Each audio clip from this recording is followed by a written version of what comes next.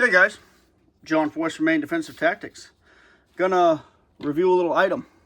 I was cleaning out the shop today because I'm getting ready to go to a gun show, and I found this little item, Honshu Wakizashi, tactical wakizashi, that I picked up in Florida, I think last year before, and I leaned it up in a corner and haven't really done much with it. And that was because I wasn't sure of the tang on this. And yes, I'm going to harp about tangs again. So today, I was able to get the handle bolts out, which had stripped. So I had to drill the other one out, and I was able to look at the tang.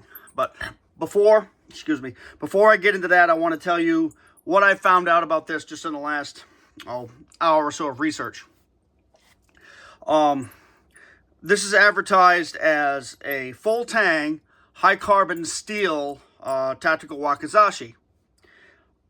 And if you've been following my channel for any length of time, you'd probably be able to look at this and say, something about this isn't quite right. And let me show you, if I can do this without bumping the camera. Look how wide this section of the handle is. Look how wide the ricasso is. Do you think that is a full tang? Well, we'll be able to tell you in a second here. So, let me zoom in a little bit on this.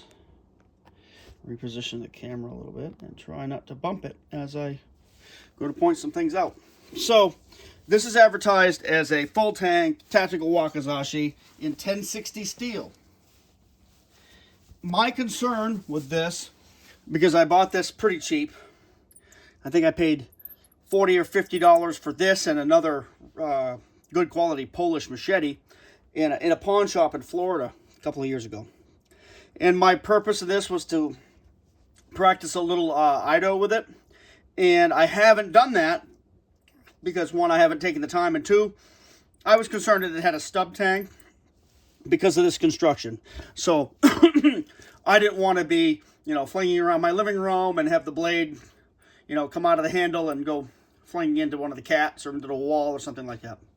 But I didn't take the time to drill the handle bolt out until today, because I got cleaning up and saw that and said, well, let's just do that, just for fun. So let's see what the tang looks like. I'm just going to fold this plastic out of the way. So what we've got here is a stub tang, not a terrible stub tang.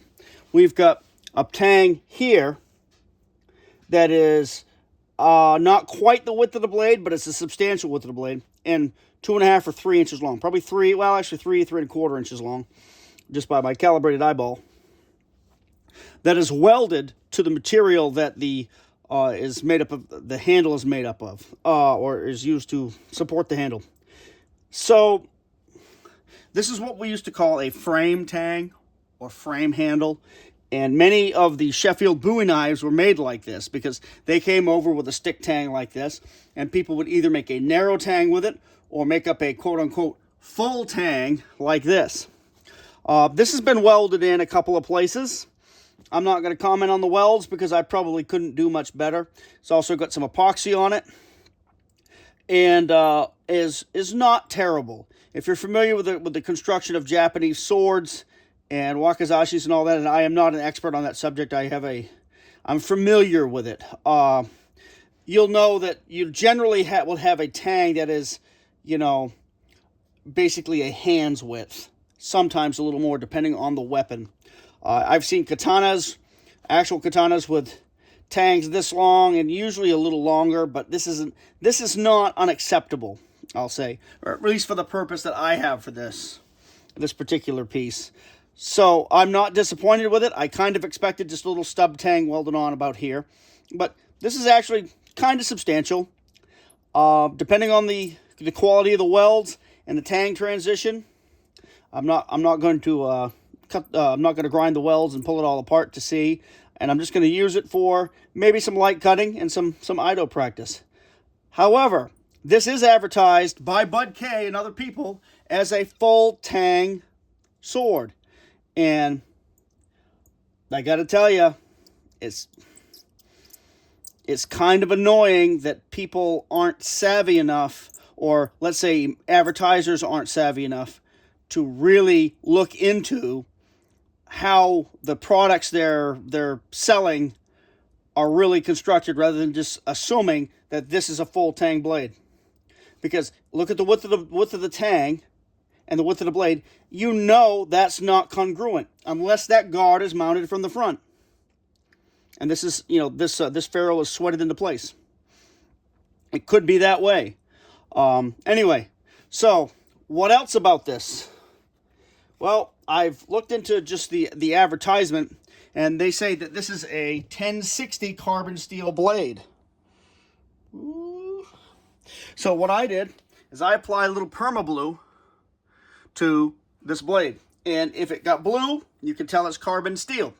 If it didn't, and it was wiped off, and I wiped it off with no marking, you can tell it was a stainless. I figured this was a stainless steel blade. I was wrong. Look at that.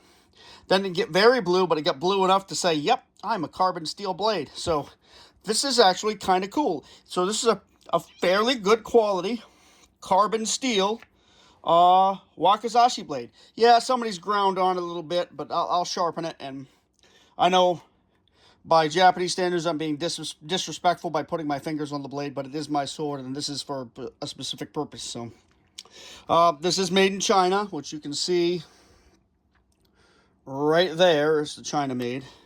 They call this a Honshu. They also say it is, United. Hand forged, if you can see that with the glare. I kind of doubt that. I really doubt that this is forged at all. But even if it's ground and properly heat treated, it's probably okay. What I am going to do is clean this up.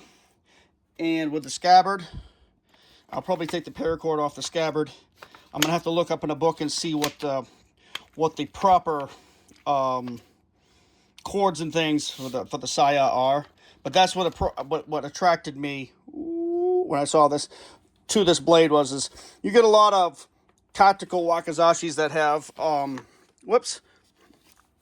just rolling around the living room floor here, that have kydex sheaths and stuff like this. But this is a more traditional style sheath or saya.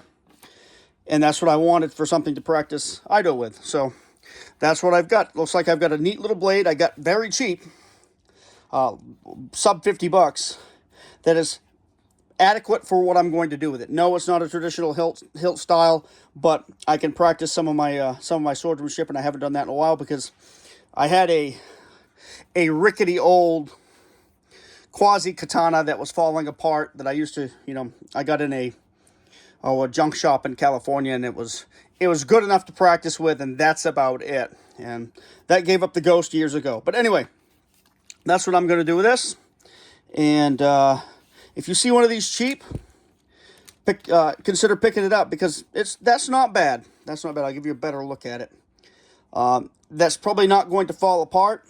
I wouldn't go cutting down trees with it, but you could cut up some pumpkins and cut up some tatami, and it would probably be okay. And I'll give this a test.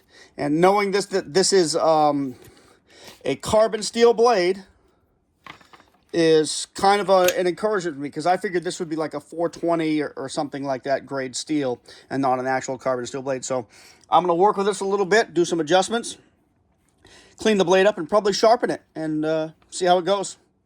All right. I think that's all I have to say about that. But greetings and welcome to 2026.